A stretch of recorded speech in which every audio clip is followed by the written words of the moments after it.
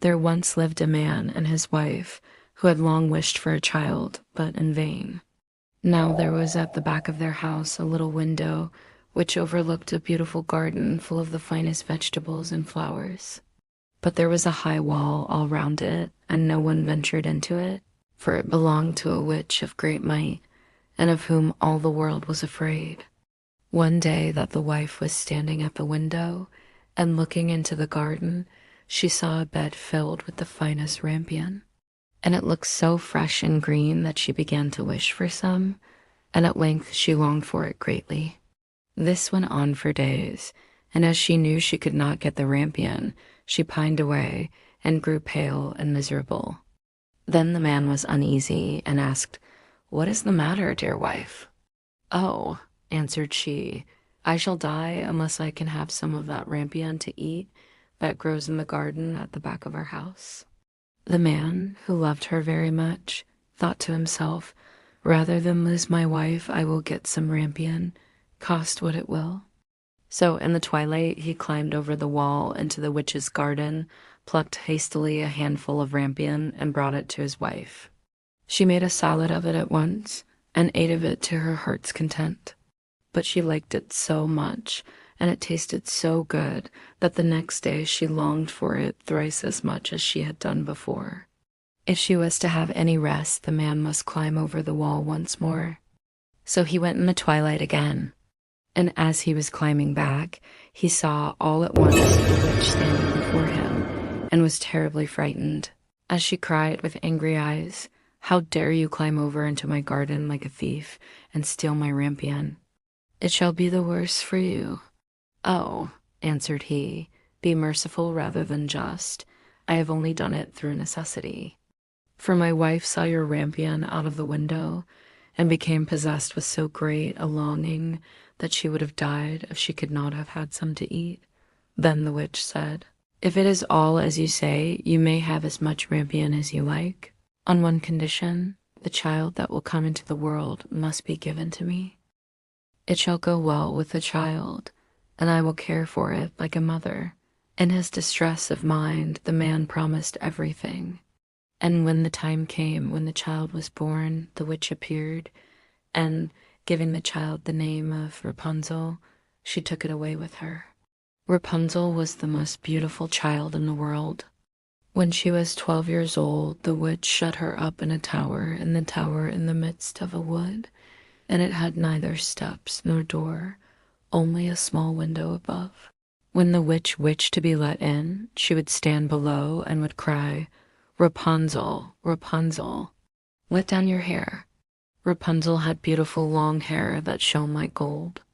When she heard the voice of the witch, she would undo the fastening of the upper window, unbind the plaits of her hair, and let it down 20 ells below, and the witch would climb up by it.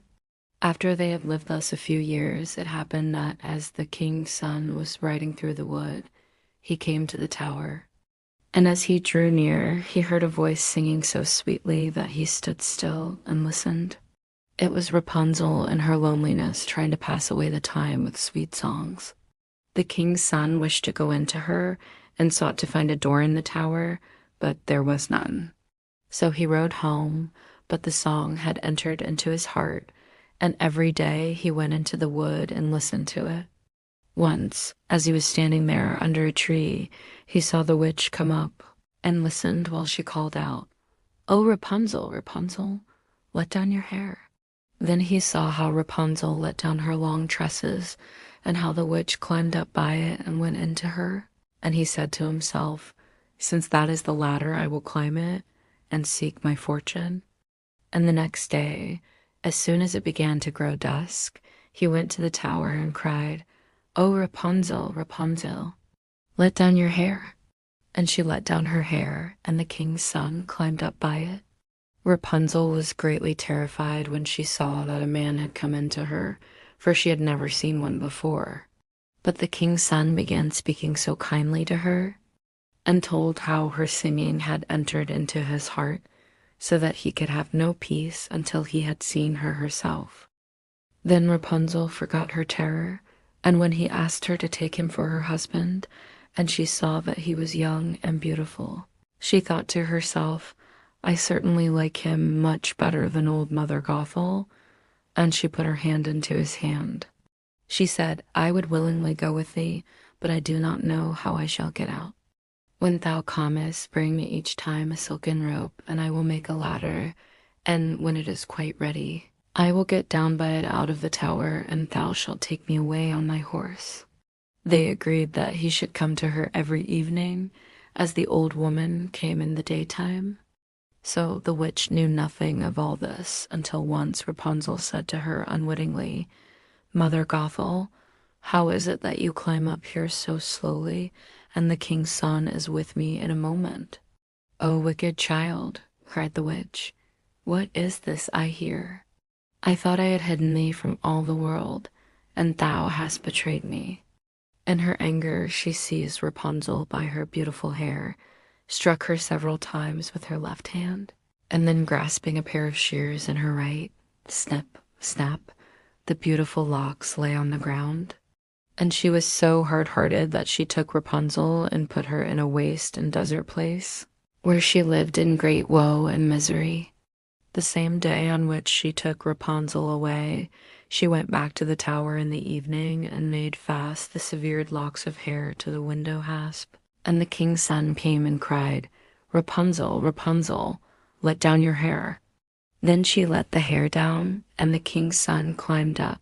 But instead of his dearest Rapunzel, he found the witch looking at him with wicked, glittering eyes. Aha, cried she, mocking him. You came for your darling, but the sweet bird sits no longer in the nest and sings no more. The cat has got her, and will scratch out your eyes as well. Rapunzel is lost to you. You will see her no more. The king's son was beside himself with grief, and in his agony he sprang from the tower. He escaped with life, but the thorns on which he fell put out his eyes. Then he wandered blind through the wood, eating nothing but roots and berries, and doing nothing but lament and weep for the loss of his dearest wife. So he wandered several years in misery, until at last he came to the desert place where Rapunzel lived with her twin children that she had borne, a boy and a girl. At first he heard a voice that he thought he knew, and when he reached the place from which it seemed to come, Rapunzel knew him and fell on his neck and wept. And when her tears touched his eyes, they became clear again, and he could see with them as well as ever. Then he took her to his kingdom, where he was received with great joy, and there they lived long and happily.